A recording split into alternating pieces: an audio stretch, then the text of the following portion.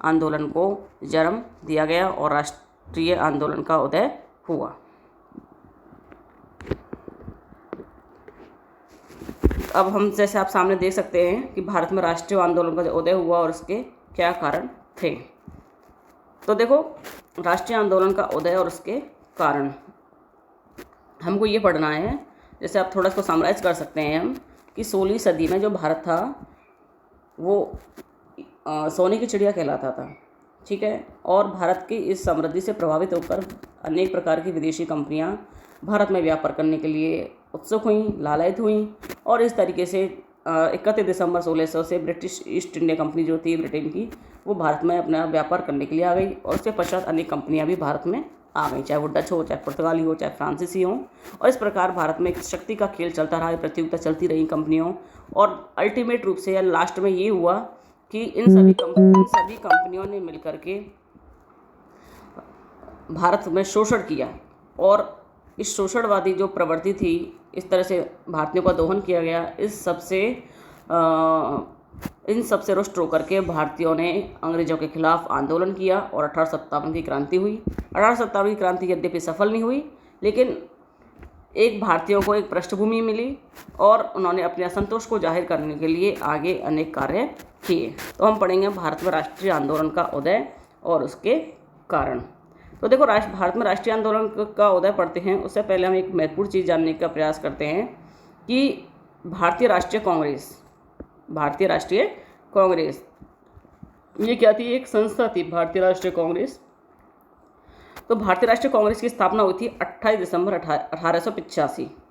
28 दिसंबर 1885। तो जो स्वतंत्रता जो संग्राम की जो लड़ाई लड़ी गई थी, राष्ट्रीय जो आंदोलन हुआ था, तो इस राष्ट्रीय आंदोलन का जो उदय हुआ, इसका जो उल्लेख है हम कांग्रेस की स्थापना के समय अर्थात 1885 से हम कर सकते हैं। तो राष्ट्रीय आंदोलन के लिए हम ये जानना चाहेंगे कि भारत में राष्ट्रीय आंदोलन का उदय क्यों हुआ, क्यों आंदोलन किया, इससे क्या कारण थे। तो हम इसको विभिन्न बिंदुओं के माध्यम से समझ सकते हैं। जैसे पहला बिंदु है 1857 का स्वतंत्रता संग्राम, दूसरा बिंदु है राजनीतिक एकता की स्थापना, तीसरा धार्मिक और सामाजिक पुनर्जागरण। इस प्रकार ये 14 पॉइंट हैं या 14 बिंदु हैं और इनको हम आपके लिए विस्तार से इसकी व्याख्या करते जाएंगे और आप इसे समझने का प्रयास करें। तो पहला है जैसे कि 1857 का स्वतंत्रता संग्राम। तो 1857 का जो विद्रोह था वो केवल एक सैनिक विद्रोह हम कह दें ऐसा नहीं है।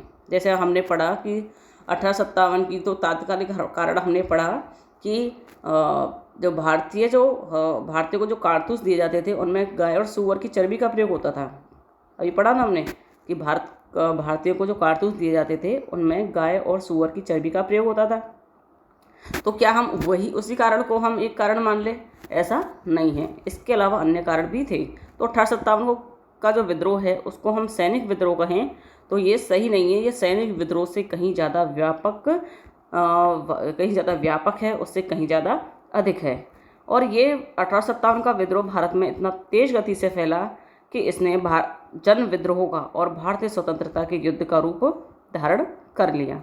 यद्यपि यह असफल हुआ, सफल नहीं हो पाया, लेकिन ब्रिटिश सरकार ने इस विद्रोह का दमन करने के लिए जिस अमानवीयता का व्यवहार किया भारतीयों के साथ, उससे भारतीय बहुत ज़्यादा दुखी हुए, बहुत ज़्यादा उनमें असंतोष की भावना बढ़ गई।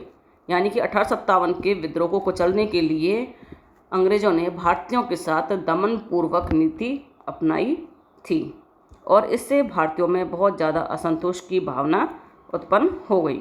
जैसे कि हम देखते हैं कि सर चार्ल्स डिल्के थे, उन्होंने अपनी किताब थी ग्रेटर इंडिया।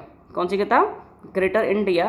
उसमें इन्होंने लिखा है कि अंग्रेज़ों ने अपने कैदियों की बिना न्यायिक कार्रवाई के और ऐसे ढंग से हत्या कर दी जो सभी भारतीयों की दृष्टि में पाशविकता की चरम सीमा थी। पाशविकता यानी पशुवत व्यवहार, जो पशु के साथ व्यवहार करते हैं।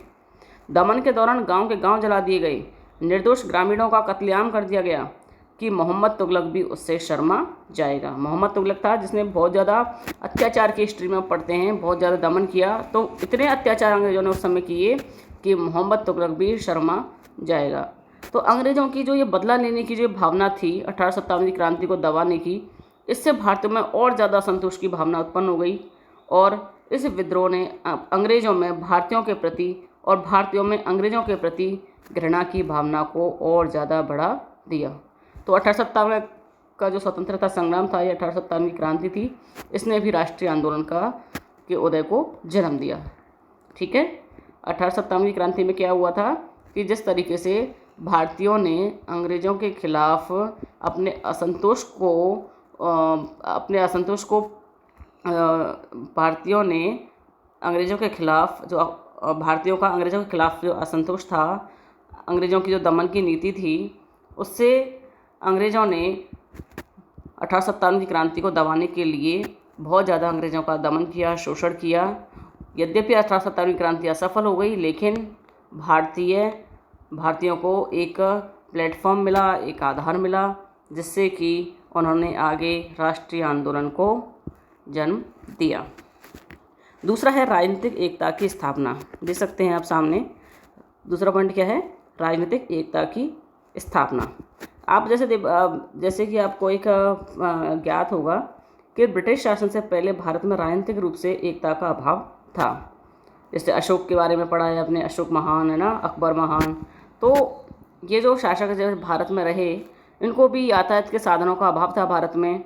और जब हम एक जगह से दूसरी जगह जाने के लिए हमारे पास पर्याप्त साधन नहीं है, तो स्वाभाविक सी बात है उस देश में एकता कैसे स्थापित होगी। यदि एक रूलर है, एक राजा है, एक शासक है, और वो सब भारत के सभी क्षेत्रों में ऐसे पहुंच नहीं सकता है या साधन नहीं है जाने के सुगम तरीके से, तो फिर एकता की स्थापना कैसे होगी? तो भारत में यातायात के साधनों का अभाव था, तो स्वाभाविक रूप से राजनीतिक एकता नहीं थी, और भारत के विभिन्न प्रांतों में विभिन्न राजाओं का क्या था? शासन था। तो अंग्रेज़ों ने क्या किया, आकर के भारत में इन्होंने राजनीतिक एकता स्थापित करने का प्रयास किया। राजनीतिक एकता स्थापित करना इनका उद्देश्य नहीं था, लेकिन उन्होंने जो कार्य किए उससे भारत में राजनीतिक एकता की स्थापना हो गई। अंग्रेज़ों ने क्या किया? पहली बात तो कि उन्होंने एक प्रकार की संपूर्ण देश के लिए एक प्रकार की क्या की कानून व्यवस्था की। पहले क्या था कि जैसे भारत विभिन्न बटा हुआ था हमारा, तो कहीं पर हर क्षेत्र में अलग अलग रूल थे, अलग अलग लॉ थे, अलग अलग कानून थे। लेकिन अंग्रेज़ों ने आकर के संपूर्ण भारत के लिए क्या बना दी? एक जैसी शासन व्यवस्था बना दी। यातायात के साधनों का विस्तार किया, रेलों का विस्तार हुआ। तो इनसे क्या हुआ कि लोग बाग एक जगह से दूसरी जगह आने जाने लगे, और इस प्रकार राजनीतिक दृष्टि से भारत क्या बन गया? एक इकाई बन गया। तो राजनीतिक एकता की भावना का विस्तार हुआ, और इससे क्या हुआ? राष्ट्रीय आंदोलन की भावना का उदय हुआ। राजनीतिक एकता की स्थापना कैसे स्थापित हुई?